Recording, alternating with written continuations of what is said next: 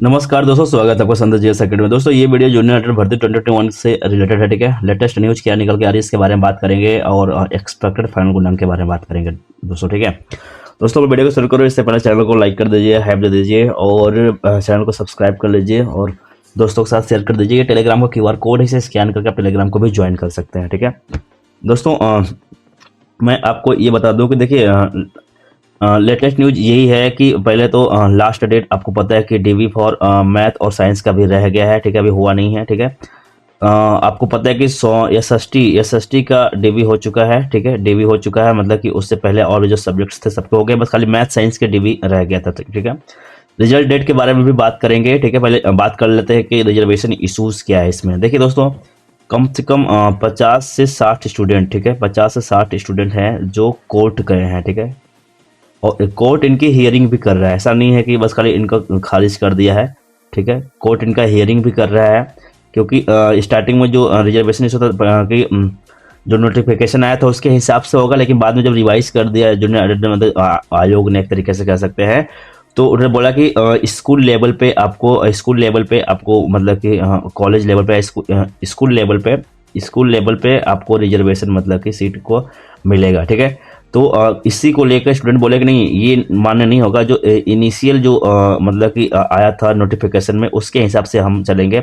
Court जा रहा है। देखिए मंजू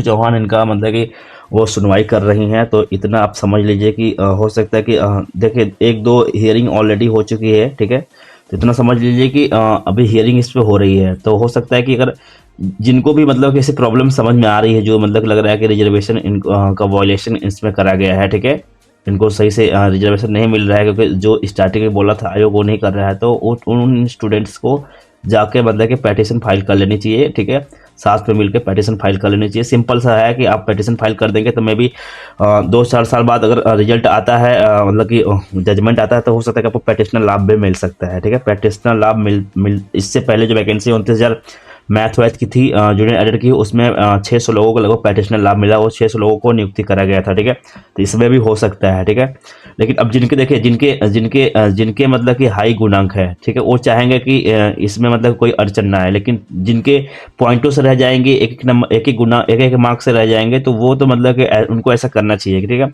खासतौर से OBC SC वालों के साथ ही मतलब कि करना चाहिए।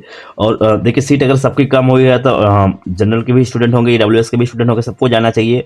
अगर ऐसा इशू है तो ऑलरेडी 50-60 लोग चले गए हैं, इसमें बहुत घबराने की बात नहीं है। एक दोस्त मिला था मेरा, मतलब कि उसने भी वो भी बोला था, वो भी फाइल कर दिया, अलग से फाइल कर दिया है। ठीक है, वकील हायर करके आप भी कर सकते हैं जाकर रिजर्वेशन इशूज के लेकर, क्योंकि अभी कर देंगे तो हो सकता है मे भी आपको फायदा मिल जाएगा, क्योंकि एक वैकेंसी हुई थी, उसमें 600 लोगों को लगभग पैटिशनर मतलब कि बेनिफिट कह सकते हैं कि कोर्ट की तरफ से मिला है। ठीक है, तो ये तो मिलना ही मिलना है, इतना आप मान कर चलिए। ठीक है, अब हो सकता है कि कुछ लोग मतलब इसका विरोध करें, लेकिन जो सच्चाई है वो यही है। ठीक है, और दोस्तों देखिए, सीट आपको पता है कि संस्कृत में 99, ठीक है, हिंदी में 240, इंग्लिश में 154, ये रिवाइज सीट की बात कर रहा हूँ। मैथ में 455 और SST में 314 सीट थी। ठीक है, जो DB के लिए सब में 2 गुना लोगों को लगभग बुलाया गया था। ठीक है, उसी के हिसाब से यहाँ पे कट ऑफ है। ठीक है, देखिए संस्कृत हिंदी में तो जनरल कट ऑफ 78 से कम होने वाली नहीं है, क्योंकि 99 ही सीट है। ठीक है, इतना आप समझ लीजिए।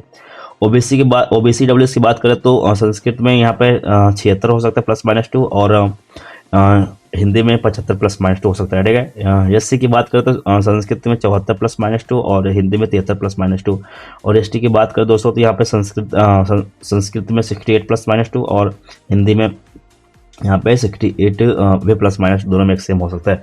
इंग्लिश की बात करें तो 76 +-2 जनरल के लिए, EWS OBC के लिए 74 +-2, SC के लिए 70 +-2, ST के लिए 66 +-2। मैथ साइंस की देखिए अभी DV हुई नहीं है, DV होने वाली है, DV काउंसलिंग। ठीक है, इनका डेट लग गया है, मैं पुराने वीडियो में डेट भी बताया हूँ, खैर इनको पता होगा, देख लेंगे जाके। ठीक है, जनरल की बात करूँ तो 73 +-2 हो सकता है, और OBC EWS की बात करूँ, ठीक है, तो यहाँ पे 71 +-2 हो सकता है, और SC की मैं बात करूँ तो 68 +-2, और ST की बात करूँ तो 64 +-2 हो सकता है।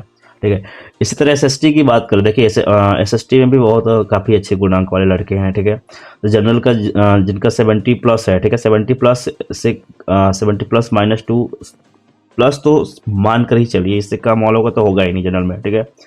ओबीसी AWS की मैं बात कर दूँ तो 73 प्लस -2 हो जाएगा, माइनस का चांसेस कम है, प्लस का चांसेस ज़्यादा है, ठीक है। जैसे कि बात करूँ तो 70 में +2 के चांसेस ज़्यादा हैं, क्योंकि आप स्कोर जब मिलाएंगे तो समझ में आएगा, लेकिन हो सकता है कुछ लड़के अगर डिवी वगैरह छोड़े तो 70 तक वालों का भी 71 वालों का भी हो सकता है, ठीक है। एसटी की बात करूँ तो 70 मतलब 66 प्लस -2 हो सकता है।